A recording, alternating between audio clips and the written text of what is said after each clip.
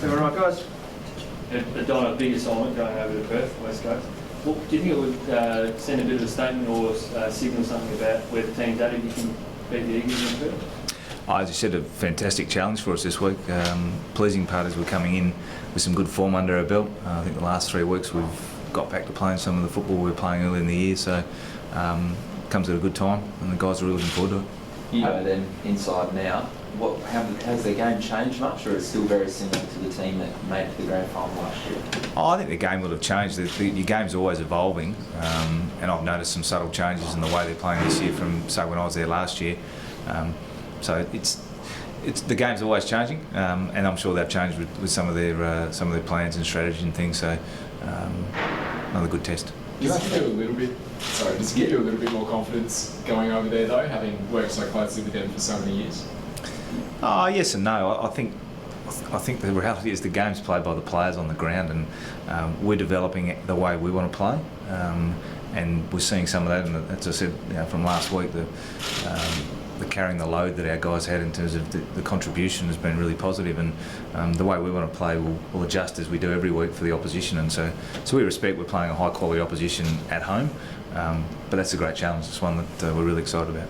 I know you want to win every week, but is there a little bit of extra personal motivation coming up against the old side? Not really. I mean, look, it's going to be. I've obviously got a lot of years, and as a life member of that footy club, a lot of respect for the footy club, a lot of close friends there. So it's going to be different. That's the case, but it's not going to be about me. It's going to be about our 22 versus their 22. Does it change your planning on that, John, whether or not they're up in that million place? Probably not. I don't know. We expect him to play. Certainly, that's what we're hearing, is that it's a management thing, and we expect him to play. If he's not playing, then we'll adjust and adapt as we need to. Do you plan on making any changes this week?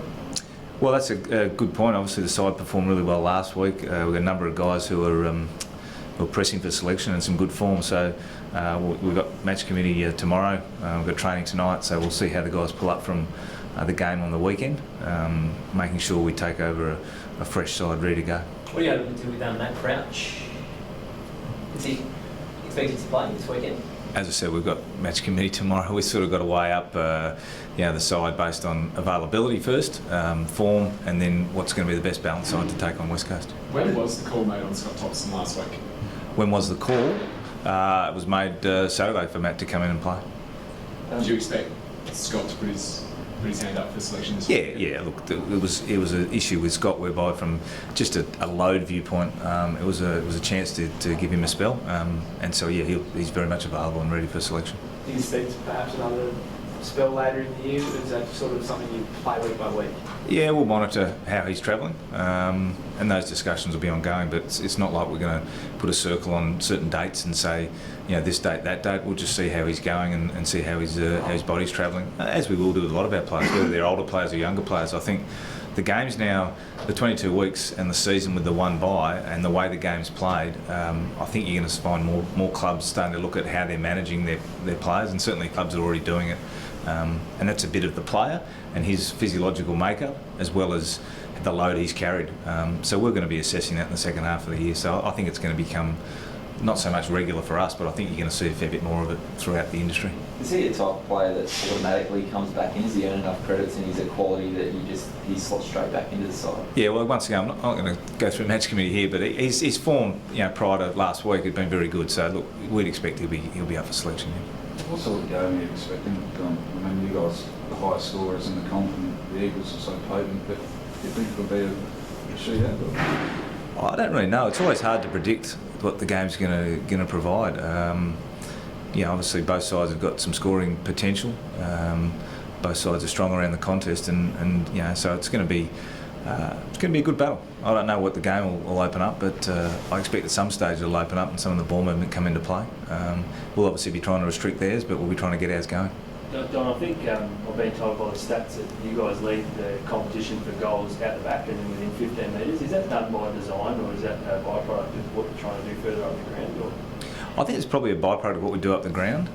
It's certainly not by design. And we want to try and move the ball as quickly as we can. And these days, with sides, zoning defences and getting higher up and trying to trap us in the back half, if we're able to get through, those opportunities present. But we've been able to take a few this year, which is good. but we're not sort of setting up necessarily to do that. We want to be able to score from a number of different sources, and that's just one that we've been able to tap into. Dom, this weekend is a special round in the AFL with the Freeze M&D at the G on Monday. What does this round mean for you? Well, for me, it's got a little bit of extra significance. My father passed away from MND about 4.5 years ago, so I saw him only briefly live with the disease, and it's a terrible disease, and it's great what Neil's doing in particular with the Freeze at the G campaign. I know last year they raised nearly 2.7 million, which was a fantastic.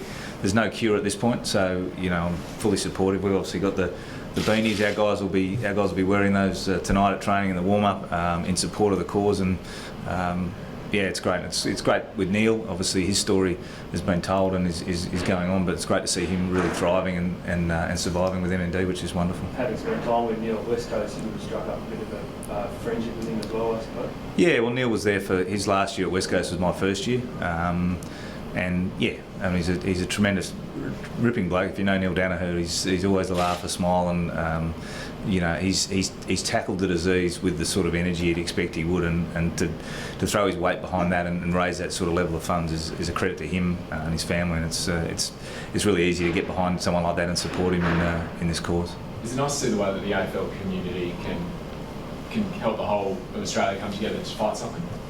Yeah, I think that's one of the things, and we saw that last year in a number of incidents, where the AFL is a big business and a big industry, but it's ultimately a game played by people and coached by people, and that sort of response is what you'd expect. They often talk about footy clubs being mini families, and they really are. Our guys, we all spend a lot of time with each other, and we form relationships with people, and with that goes a sense of family, and that's why I think when these things strike the industry, you see that level of support, which is that's great. That's life. That's the fabric of being part of a community of people that love playing and being involved in footy. Well, guys, can we have a shot of the beanie, please? Yeah. There we go. Want to put it on? Have it on later on. So the boys will be wearing that at training tonight in the warm-up? Yeah, we're going to wear those in the warm-up. So I thought 200 of them. You're right.